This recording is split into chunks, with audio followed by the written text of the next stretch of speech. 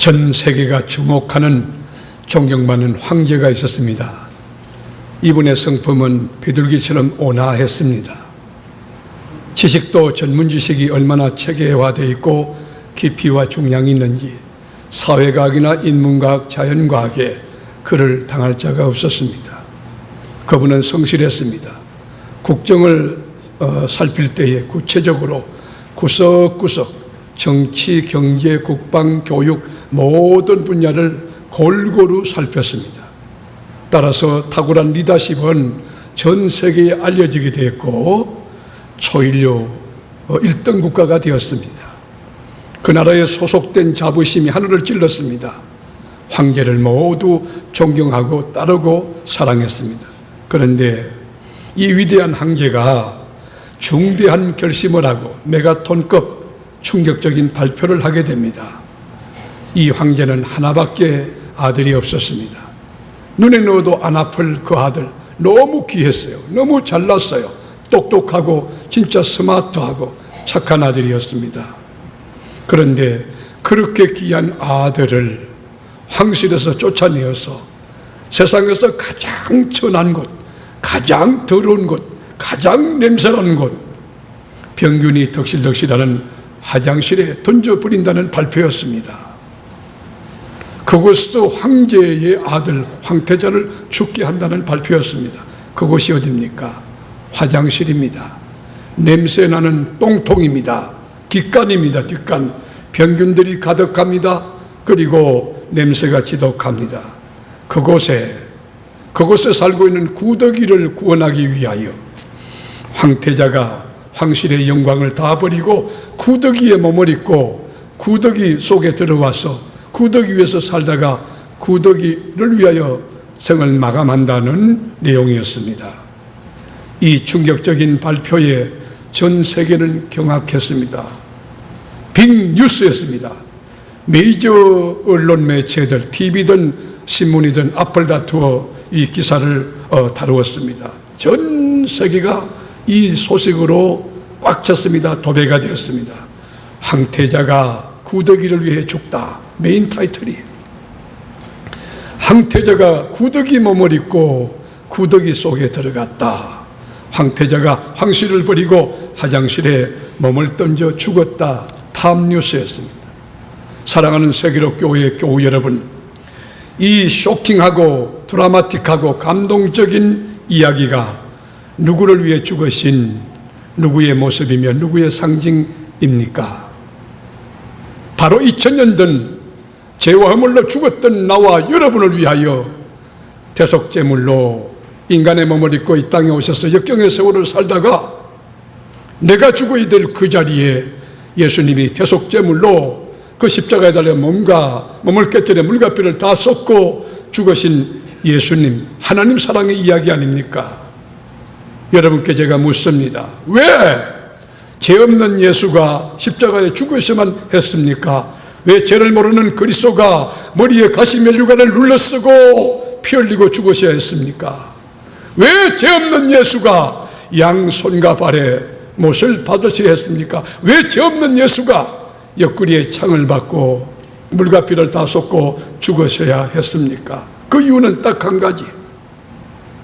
죄와 허물로 죽었던 나와 여러분을 그 죄악에서 건져내기 위하여, 지옥에서 건져내기 위하여, 율법과 저주에서 건져내기 위하여 대신 죽으시고 여러분을 하나님 나라 천국 백성이 되게 하신 것입니다. 지금 이 시간 그 십자가에 쏠리신 그리스도의 피가 철철 흐르고 있습니다. 우리 교회 안에 강물이 되어 이렇게 넘실거리고 넘쳐 흐르고 있습니다. 이 보혈로 사랑하는 교우 여러분, 지난 한 주 동안 어떤 죄를 지었고 어디 있든지 무슨 죄를 지었든지 간에 다 보혈의 능력으로 깨끗하게 속량받고 죄 용서받은 확신과 감격으로 기쁨을 노래하는 산부예배 나온 여러분 모두가 되기를 주님의 이름으로 축복합니다. 갈보리 언덕의 십자가는 하나님이 나를 너무너무 이처럼 사랑하사 대신 죽으신 하나님의 사랑의 정표입니다. 하나님이 나를 위해 죽으셨다. 아, 그랬구나. 하나님이 나를 위하여 십자가상에서 대신 몸을 깨뜨려 죽으셨구나. 내 몸은 내 것이 아니고 하나님이 대가를 지불하고 사신 하나님의 것이구나. 사나 죽으나 내가 주의 것이니 살아도 주를 위하여 죽어도 주를 위하여 내 몸을 주를 위해 쓰리라. 그렇습니다. 우리 기독교는 대속의 종교이며 희생의 종교이며 사랑의 종교입니다. 만에 하나 기독교에서 사랑을 뺀다면 아무리 능력이 나타나 죽은 자 살리고 그리고 각색병자를 고치고 귀신을 축사하고 온갖 선한 일을 다 한다 할지라도 그것은 교회가 될 수가 없습니다. 그리스도가 될 수가 없습니다. 우리는 꽹과리일 뿐입니다. 여러분, 십계명이 무엇입니까? 사랑의 계명이에요. 1계명부터 4계명까지는 수직적 하나님을 사랑하라는 계명이고 5계명부터 10계명까지는 수평적 인간을 사랑하라 하는 명령 계명입니다. 우리 교회의 목회 철학이 뭡니까? 우리 교회가 품고 있는 가치가 뭡니까? 사랑입니다. 하나님 사랑, 인간 사랑, 자연 사랑입니다. 사람을 키우는 것도 사랑의 베이스먼트를 갖고 있습니다. 우리가 소외계층을 섬기는 이 가치를 갖고 가는 것도 사랑의 기초가 되어 있는 것입니다. 하나님의 성품이 뭡니까? 사랑입니다. 신구약 66권의 여러분 핵심 주제가 뭡니까? 사랑입니다. 기독교의 최고의 가치, 최고의 덕목이 뭡니까? 사랑입니다. 그러므로 성서신학의 대가였던 바울 사도는 고린전서 13장 은사장, 다양한 카리스마타, 은사를 소개할 때 병 고치는 은사, 능력 행함, 그리고 믿음 행함, 말씀 연사, 지식 연사, 이렇게 다양한 은사를 소개하고 난 뒤에 그가 주목하기를 원합니다. 어디에 주목하기 원해요?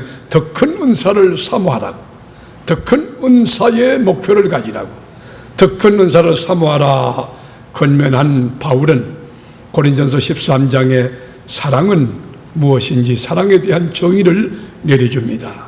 우리 바울이 내린 사랑이 무엇인지 그 정의 현장으로 함께 가보실까요?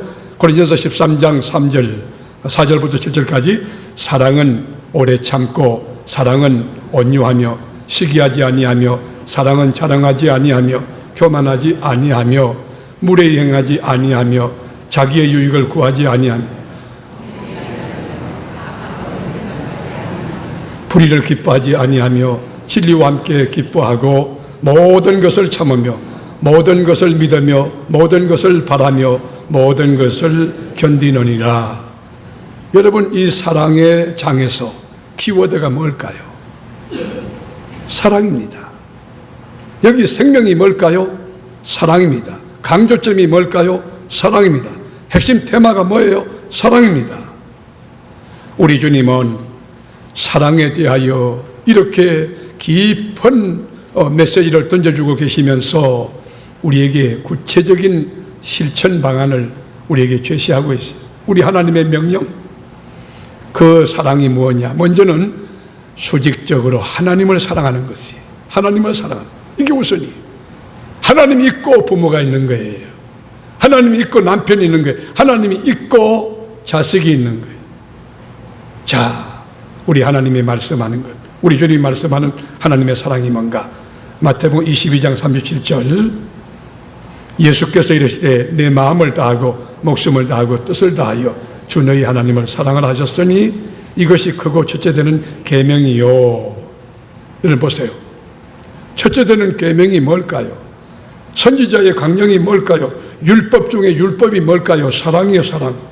최고의 법 가운데 베스트 오브 베스트가 뭘까요? 사랑입니다. 선지자의 강령이 뭡니까? 사랑입니다. 하나님을 사랑할 때 신명기 6장 4절 쉐마에 보면 이스라엘아 들으라 우리 하나님 여호와는 오직 하나인 하나 여호와시니 너는 마음을 다하고 성품을 다하고 힘을 다하고 뜻을 다하여 주 너희 하나님을 사랑하라. 마음을 다하고 성품을 다하여 힘을 다하여, 이 말은 무슨 말일까요? 목숨 내놓고 사랑하라는 거예요. 필사의 힘을 모아놓고 하나님을 사랑하는 거예요. 역사에 실존했던 인물들 가운데 하나님의 사랑이 너무 커서 감동이 되었어. 하나님이 너무 좋았어. 목숨 내놓고 순교한 분들이 많습니다. 구약에도 그렇습니다. 또 실제 역사에도 그렇습니다. 우리가 신약에도 와보면 예수님 12제자 가운데도 한 명 외에는 자연사 한 분이 없습니다. 다 주님 때문에 순교했습니다. 순교. 자, 야고보 선지는 돌에 맞아서 순교했습니다. 빌립 집사님은 여러분 옥에 갇혔다가 십자가에 달려서 처형당했습니다. 마태는 창에 찔려서 피를 흘리다가 목숨을 잃었습니다. 예수님의 형제였던 야고보는 돌에 맞아서 머리가 터졌습니다. 온몸이 유리 낭자한 가운데 순교했습니다. 안드레는 십자가에 달려서 처참하게 죽었습니다. 베드로, 나 같은 죄인이 어떻게 거꾸로 온전히 다를 수 있냐, 거꾸로 달려서 십자가에서 순교했습니다. 바울은 오스티안 광장에서 칼로 목베임을 당하여 순교했습니다. 여러분, 도마는 창에 찔려서 순교했습니다. 여러분, 하나님을 어떻게 사랑해야 되느냐? 목숨 내놓고 사랑하는 거. 그렇다면 여러분, 주일 성수하는 거 간단하고, 여러분 수요 예배나 또 금요 심야나 목장 예배나 또 여러분 매일 밤 우리 기도회나 새벽 기도나 주님을 사랑하는 분들, 이거 어렵지 않아요. 주일날 가정에 무슨 행사 있다 갈등 없어요. 하나님을 우선하니까 프라이오리티가 정해졌는데 무슨 갈등이 있어요? 하나님을 너무너무 사랑하는 마음 여러분 안에 온전히 있기를 주님의 이름으로 건면하고 축복합니다. 자, 이렇게 수직적으로 하나님을 마음을 다하고 목숨을 다하고 힘을 다하여 사랑할 수 있다면, 이 말씀에 오케이 동의할 수 있다면 다음 이야기를 드려야 합니다. 다음 밟아야 될 스텝이 있어요. 그게 뭐냐? 수평적 인간 사랑인 것입니다. 정말 하나님을 사랑한다면 사람을 사랑하는 것, 이것이 균형과 조화고 건강한 영성지수의 바로미터입니다. 한번 여쭤보겠습니다. 하나님 사랑하는 분들 아멘 해보시죠. 하나님을 사랑한다면요, 사람을 사랑하는 것으로 드러나야 돼요. 만나면 좋은 점을 보고 격려하고 위로하고 칭찬하고, 그건 기본이 돼요. 335 만나서 남을 정죄하거나 비판하거나 비난하는 것, 자기가 얼마나 형편없는 죄인인 줄 안다면 그러지 않아요. 미성숙한 거지. 사람을 보세요. 참 불쌍해 보이고요, 사람 보면 다 귀해 보이잖아요. 저는 그런 마음이 있어요. 사람들 보면 정말 불쌍해요. 어린 것은 어린 것대로, 이 연세 높으신 분은 연세 높은 분대로 너무 불쌍해 보이는 거예요.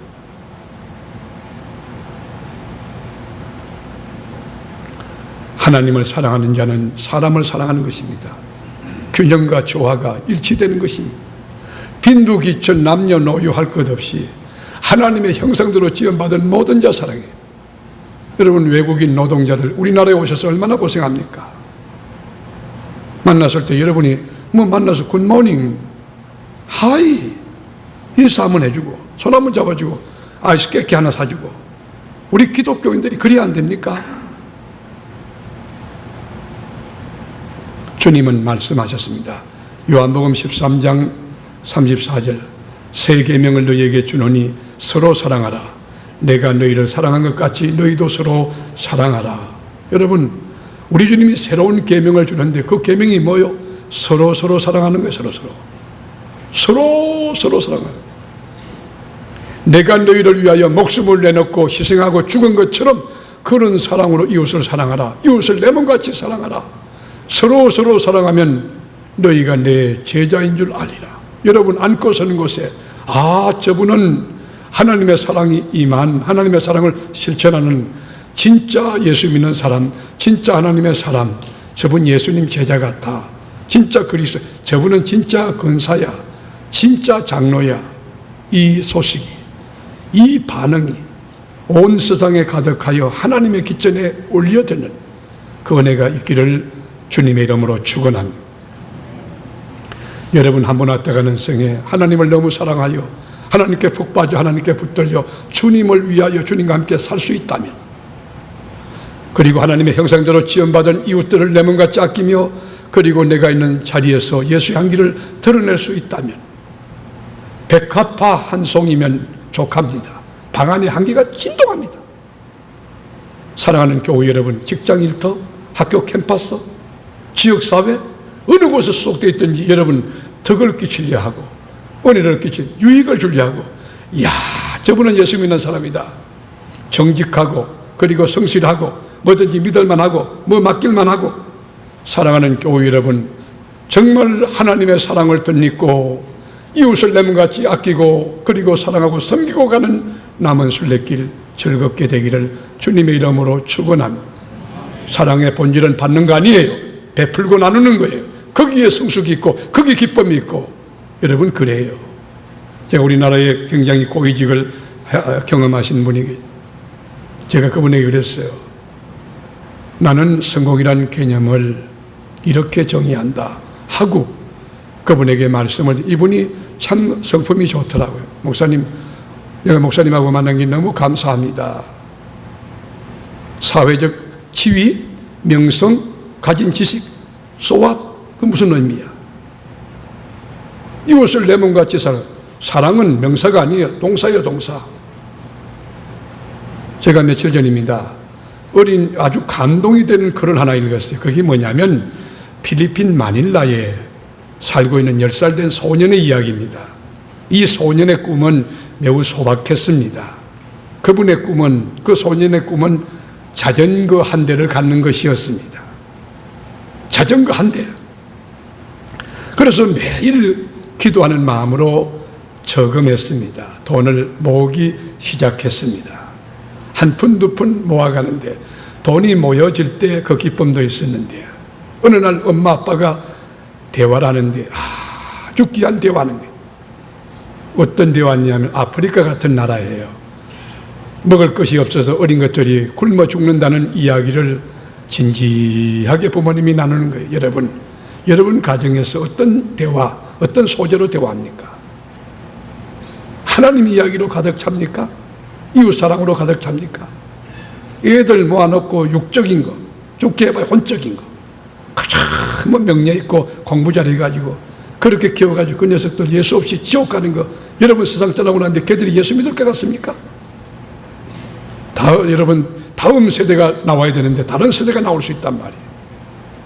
엄마의 진지함이, 아버지의 진지함이 아이에게 감동이 된 거예요. 그날 밤 그 아이가 잠을 자지 못한 거예요. 잠을 자지 못. 야, 나는 이 자리에, 이 상황에서 내가 뭘 해야 되나? 내가 너무 부유했구나. 우리 집은 집도 좋고 먹을 것도 많고 내가 이렇게 좋은 저택에서 공부하고 그리고 자전거를 살려고 하는 너무 화려한 꿈을 가졌구나. 이 아이가 고민하다가 그 이튿날 날이 밝자마자 저금통을 두드려 깼습니다. 저금통을 두드려 깨서 카운트 해보니까 14페소가 나왔어요. 그 돈을 끌어안고는요, 제과점으로 달려갔어요. 제과점으로 달려가가지고 사장님, 빵을 주세요. 뭐 어디 빵 어디 쓰려고, 가난한 아이들, 먹지 못한 아이들에게 주려고요. 여러분, 그 빵을 사가지고 헝렵 언놀부리면서 달려와가지고 이 아이가 어디 갔느냐? YMCA를 찾아가요. YMCA 찾아가서 선생님 누구야? 저요, 이 빵요, 적지만요, 굶어 죽어가는 우리 친구들, 어린아이들에게 이것 좀 전달해 주세요. YMCA 전달해. 이제는 YMCA가 이제 근심거리야. 어린 것이 가져왔던 그 마음이 너무 소중하기에 여러분, YMCA에서 너무 충격이죠. 어떻게 할까? 그 본부에서 고민하다가 전체 회원들을 다 소집을 했어요. 소집을 해서 이 아름다운 이야기를 들려줘요.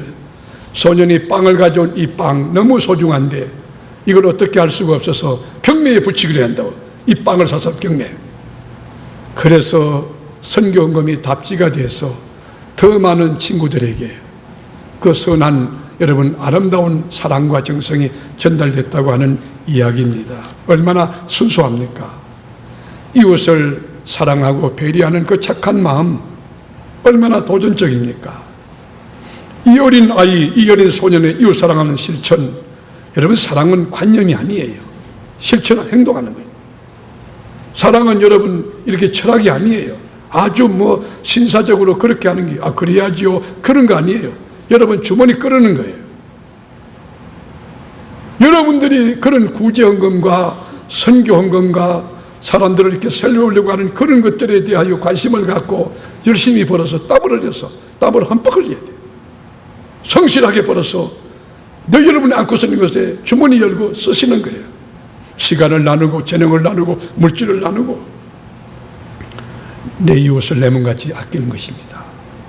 여러분이 서 있는 곳에 여러분이 100명, 10,000명씩 할 수 없지만 할 수 있는 대로 3명씩만 끌어안고 가도 5명씩, 10명씩만 끌어안고 가도 여러분 개인의 역량이 다르니까요.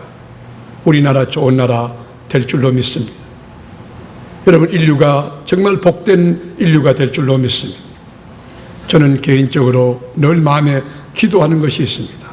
몇 가지 있는데 그 중에 하나가 미자리 교회를 향한 뜨거운 가슴이 있어요. 제가 교회를 개척하고 섬겨보니까 목회한다는 게 너무 쉬운 일이 아니었어. 여러분 농촌교회, 어촌교회, 미자리교회 임대해가지고서는 이천교회, 지하실교회 목사님들에게 저 관심이 많아요. 어떻게 하면 좀 격려해 드릴 수 있을까? 어떻게 하면 좀 위로가 될 수, 어떻게 하면 좀 힘이 될 수 있을까? 저 마음속에 늘 그게 있어요. 그래서 작년도에는 우리가 30교회 전도 현장에 같이 땀을 흘리고 또 이렇게 전도하고 헌신하고 수고했지만 제가 올해는 가을이 되면 50교회를 정해서 집중적으로 전도하려고 노회 전체를 제가 또 핸들링 해가지고 그래서 집중적으로 그 교회가 성장할 수 있도록 그 교회가 자립할 수 있도록 그래서 여러분 제가 하나님 앞에 서운한 거는 52일 동안은 제가 미자리 교회를 위하여 헌신하려고 그럽니다. 여러분이 좀 이해해 주시고 제가 없을 때 우리 목사님 지금 개척교회 가서 전도하고 있구나. 목사님들 손잡고 격려하고 있구나. 목사님들 가고 밥 먹으면서 차 마시면서 위로해 주고 있구나. 목회관을 나누고 있구나. 목회 철학을 심어주고 있구나. 여러분 그렇게 생각하고 기도해 주시면 좋을 것 같아요. 자, 수직적으로는 하나님 사랑하는 거예요. 수평적으로 하나님의 형상대로 지은 사람 모두를 서로 사랑하는 거예요. 여기서 거친다면 보편적 모든 그리스도인이 행할 수 있는 같은 레벨의 사랑일 거예요. 그런데 우리 주님은 여기서 한층 더 끌어올려서 보편적인 사랑, 상식적인 사랑이 아니라 역설적인 사랑, 초월적인 사랑, 여기 보면 절대적인 사랑을 강조하고 있어요. 오늘 본문 43절, 44절 읽어보겠습니다. 또 이웃을 사랑하고 내 원수를 미워하라 하였다는 것을 너희가 들었으나 나는 너희에게 이르노니 너희 원수를 사랑하며 너희 원수를 박해하는 자를 위하여 기도하라. 원수를 사랑하며 너희를 박해하는 자를 위하여 기도하라. 여러분 이 문장이 쉬운 문장이 아니죠. 여러분 문자적으로 이해하는 것은 이해하지만 여러분 정말 가슴이 뜨거워서 실천하고 실행한다는 것은 어려운 문제지 않습니까?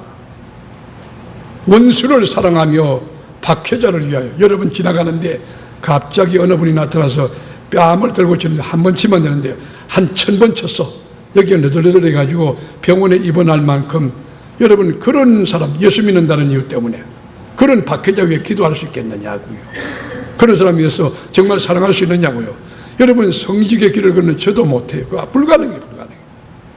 하나님의 능력이 아니고서 이게 불가능한 거예요. 그런데 오늘 본문에 보면 원수를 사랑하며 박해자를 위해 기도하라. 여러분 유대인들의 반응이 어땠을까요? 싸늘해서 네거티브했어요. 왜냐하면 레위기 19장 18절에 보면 이거 예수님이 인용한 말이거든. 그러면 거기 보면 뭐냐, 내 이웃을 사랑하고 내 원수를 미워하라. 율법에 분명히 제시되어 있어요. 아니 율법에 보면 원수를 미워하라고 했는데 예수님이 사랑하라고 하니까 혼란스러운 거 아닙니까? 여러분 유대인의 이웃 개념이 뭡니까? 유대인은요 이 자기 동족만이 유대인이에요. 이스라엘 민족만이 자기의 이웃이에요. 그렇게 원수가 뭐냐? 원수라고 하는, 여러분 원수라고 하는 이방인을 갖다 이 사람들 원수라고 하거든. 그러니까 이스라엘 안에 이방인들이 오죠. 다른 나라에서 오잖아요. 그 관심 없어. 왜요? 원수를 미워하라고 하는 율법적인 근거가 있기 때문에. 바벨론요, 아수르요, 로마요. 여러분 유대인들은 원수입니다. 원수. 그런데 우리 주님은 바벨론 위해서 기도하라, 아수르 위해서 기도하라, 그리고 로마 위해서 기도하라, 그런 거예요. 적개심이 막 불타고 있는 그 원수의 나라들을 위해서 기도하라고? 사랑하라고? 이해가 안 될 수밖에 없는 것이죠. 이 사람들은 이에는 이, 눈에는 눈이라고 하는 한 번 나를 때리면 10번, 1000번 보복하라고 하는 달레오 사상을 갖고 있는 그 법칙에 익숙한 유대인들에게 우리 주님은 인간의 상식과 율법을 뛰어넘어 율법의 깊은 정신, 원수를 사랑하라. 여러분, 박해자를 위해서 기도하라고 가르친 것입니다. 다윗은 이 말씀을 실천했습니다. 아시는 대로 사울왕이 군사를 동원해서 다윗을 죽이려 할 때 도망칠 곳이 어디 있어요? 너무 급한 다윗은 굴속에 도망칩니다.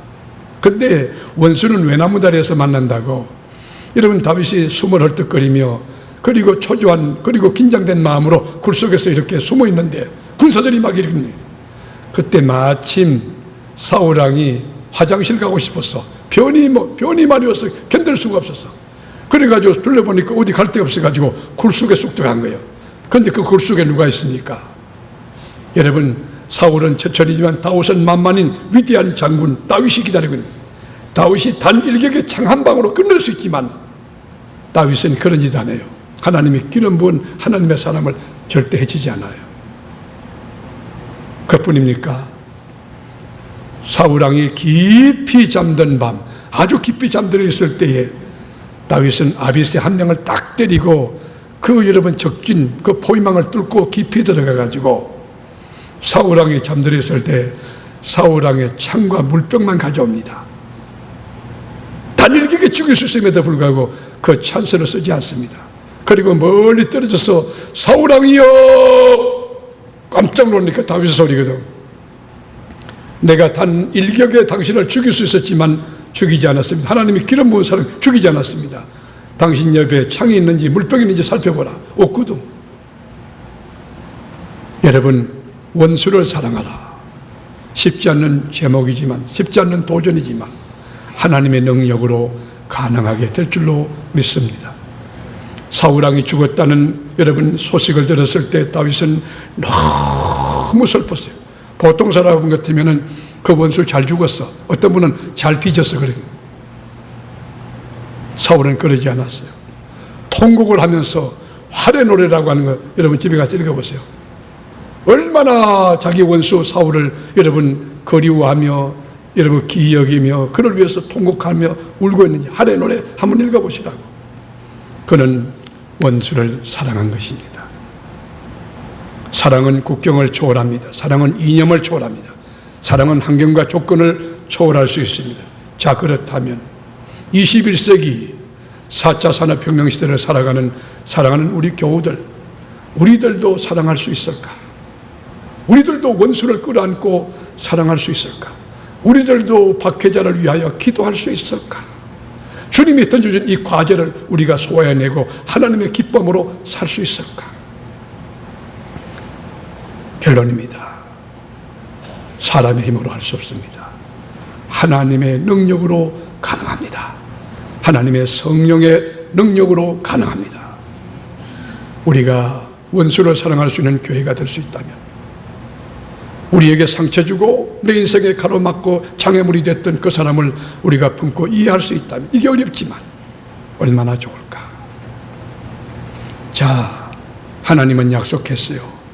원수를 사랑하고 박해자를 위해서 기도할 만큼 영적인 네임밸류가 있는 성숙한 삶을 살아가는 그리스도인에게 주신 보상의 약속이 있습니다. 제가 그 현장으로 여러분을 안내합니다. 45절, 이같이 한적 하늘에 계신 너희 아버지의 아들이 되리니 이는 하나님이 그 해를 악인과 선인에게 비추시며 이를 의로운 자와 불의한 자에게 내려주심이라. 여러분, 이렇게 한적 너희들이 하나님의 아들이라. 여러분, 만약에 이렇게 하지 않으면 반대가 뭐죠? 마귀의 자식이라, 그 말이에요. 여러분, 우리가 살면서 하나님 자녀로 산다는 자존감, 하나님 자녀로 산다는 이 자부심 얼마나 대단합니까? 이것이 어떻게 대통령하고 비교할 수 있습니까? 대통령은 5년 하면 그만두고 자연으로 돌아가야 되지만 하나님의 아들 된 하나님 나라의 황태자된 이 자존감, 이 자부심 얼마나 대단합니까? 저는 하나님 자녀인 게 너무 감사하고 너무 기쁨이고 자랑이에요. 어디 가든지 나 하나님의 아들이다 외치고 싶어요. 한번 해볼까요? 다 같이 이제 나 하나님의 아들입니다. 여러분들이 원수를 사랑할 때, 박혜자를 위해서 기도할 때 그 성숙한 영성을 보고 많은 사람들이 아, 이분은 하나님의 아들이라고 칭한다는 거예요. 세상 떠날 때 여러분 마지막 어떤 멘트를 받기고 합니까? 아, 이분은 도지사였습니다. 국회의원이 대학 총장의 그겁니까? 아니, 이분은 진실로 그리스도인이었습니다. 이분은 진실로 기독교인이에요. 이분은 진실로 하나님의 아들이었습니다. 그거 외에 다른 수식어가 뭐 더 필요한 게 있습니까? 계속 읽어봅니다. 46절. 너희가 너희를 사랑하는 자를 사랑하면 무슨 상이 있으리요? 세리도 이같이 아니하느냐? 또 너희가 너희 형제에게만 무난하면 남보다 더하는 것이 무엇이냐? 이방인도 이같이 아니하느냐? 그러므로 하늘에 계신 너희 아버지 온전하신 같이 너희도 온전하라. 주님의 명령입니다. 주님의 주문입니다.